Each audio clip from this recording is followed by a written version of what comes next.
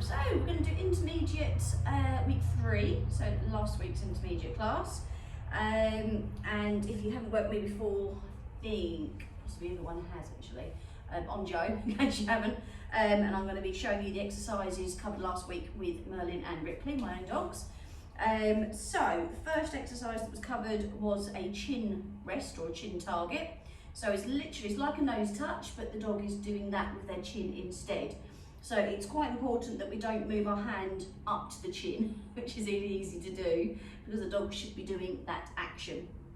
So all we do, I'm sitting down on purpose because actually it's the easiest ways to show it. All I'm doing is you're going to put your hand flat in front of your dog and you're going to bring the treat on your dog's nose, across the hand and down, yeah? So it goes across and down, so it's down behind your hand. Reason being is if it's just up here somewhere, then your dog's going to be hovering over your hand, and if you bring it upwards, then of course they're going to be looking up at the treat. So you want to bring it across and down because that gets that head action to go like that, to follow the treat, and then they go down like that. So I'll try and show you with rippers. Yes, good girl. And so then once you've done that a few times and your dog isn't trying to work out how to get the food, they're not going under your hand, they're not trying to do a nose touch and paw and God knows what else. Once you can get that quite quickly, that's the time to bring in a cue. So I'm very inventive. My word for this is chin target. Some people use face. It can literally be anything that you want it to be. I just move Ripley out the way a little bit so you can see with Merlin again. So it doesn't have to be in any position, but he's messing about just under here where it's music, so he's doing stuff from his routine. Ripley, I want you over there for a reason. So we're gonna, stop it. So I'm gonna go across and down and then treat him from my leg apparently. So Ripley, no, just wait there. Where are you? Wait, just wait. Cross and then down. Good girl, okay? So the idea then is that you can ask for a chin target. Merlin, chin. Yes.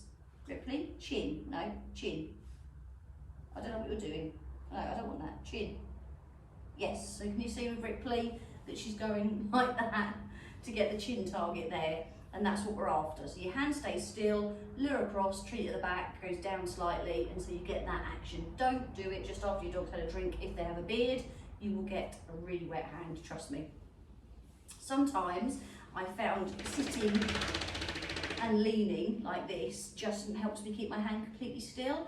All I have to worry about then is the luring part. I haven't got to worry about what this hand's doing. All right, so chin target to start with.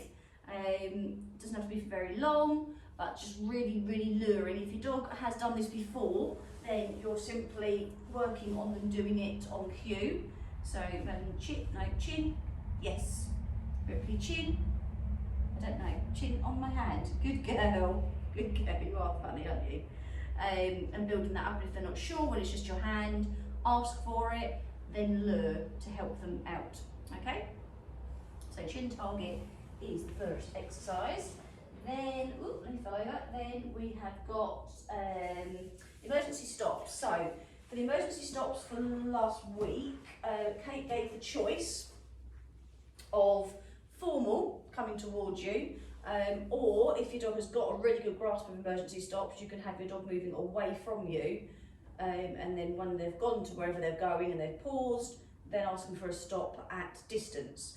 So there's a few ways we can do that. So the formal version is literally with your dog in a stay or wait in any position. You can choose the position. Sit, good boy, wait. A few steps away, vary the distance. You're going to break them out of it, so don't recall, remember.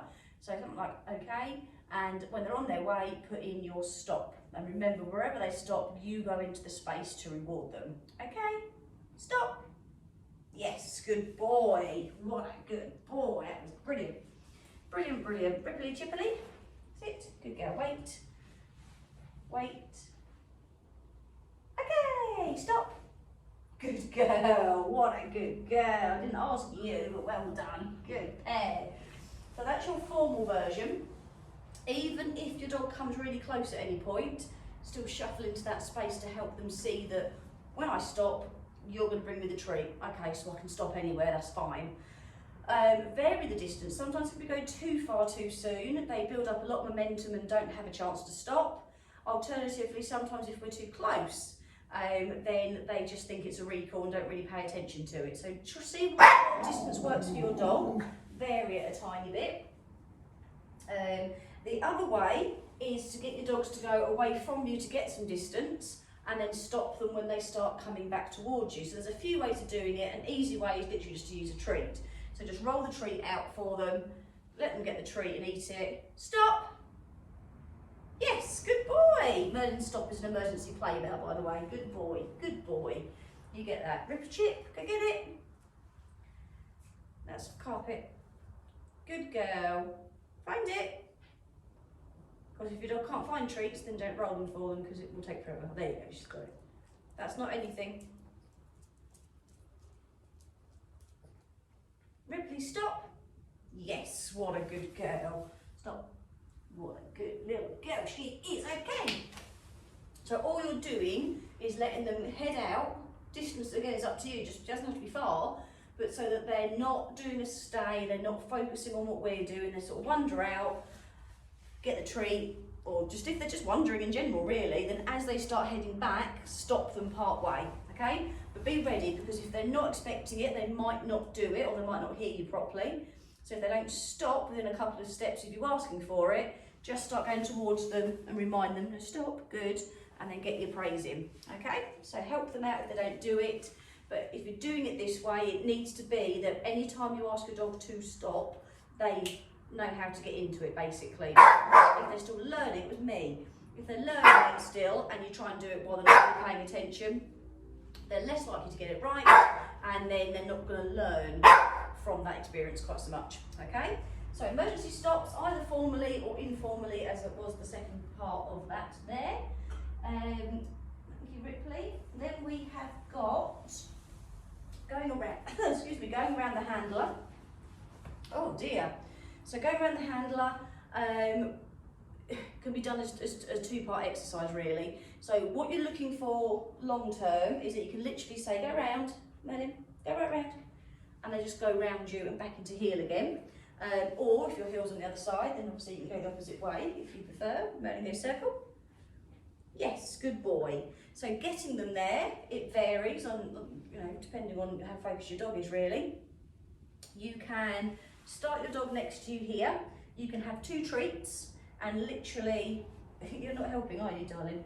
Literally guide with one and then swap to the other hand to get them back into heel like so. Good girl, aren't you? Yeah, very clever. Or if you've got something like this, so a little stool that you can sit on, or if you're quite comfortable to kneel, you can actually work on a go round this way around, especially if you've got a little dog. Right, mind out, Ripley, go around, swap your treat into heel. Easy, okay? So you're just literally guiding them and ask for, I say go round, it could be round, around, go round, behind, you know, whatever you want to use is absolutely fine. So working on that. Once your dog can go around quite happily and they've got an idea of what you're asking them for, we can then apply that to your heel work, and it just jazzes up the heel work a little bit. And so all we do is start at heel, whichever side your heel's on, so I'm on the left. We're going to go a couple of steps, stop, go round, good boy, into heel again, yep, and then praise. Go get it. Same for right hand side, Ripley side. What a good girl. And Ripley side. And then can you circle? Circle round, good girl, and side. Yes, and then treating, yeah. I can't quite see what's at the bottom of the screen because of where the clip holds the phone, so I'm not sure how much of Ripley you can see there. But yes, you can add that in. So once they know how to do it, you can add it to heel work, do a couple of steps, stand still, get your dog going round, back into heel, couple more steps. Praise your dog. Just jazzes up the heel work a tiny bit, makes it a little bit more fun, and then once they've got the idea, yeah, right, let's see if you're getting tired. I think this is the 6th class I've filmed so far this evening. Okay, Merlin and heel. Merlin, go round. Yes, good boy. Get in then. Yeah, what a good boy. Get it, get it. Get it, get it, it's there. Quick. Both of them there now. And rippers, trippers. Ready, ready. Side. Yay, circle me. What a good girl, and side. Yeah, good girl, go get it. Clever girly. So, oh, sorry Merlin, come here. It had to happen at some point, I'm always walking into you.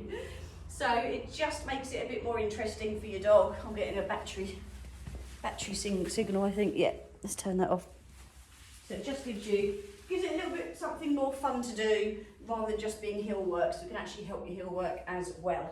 So the go round, like I say, you can do just as a go round, or you can apply it to your heel if you would like to. It didn't go anywhere, no, mate. And then we have stand stay. So for the stand stay, sure I just got a stand stay.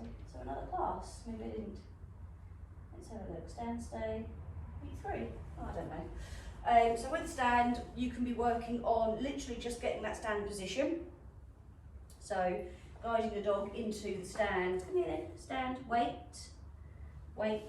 and just working on that if that's where your dog is at. Bringing the treat down. Good boy. Okay. Woo! And gradually then building it up. Stand and wait. Good girl.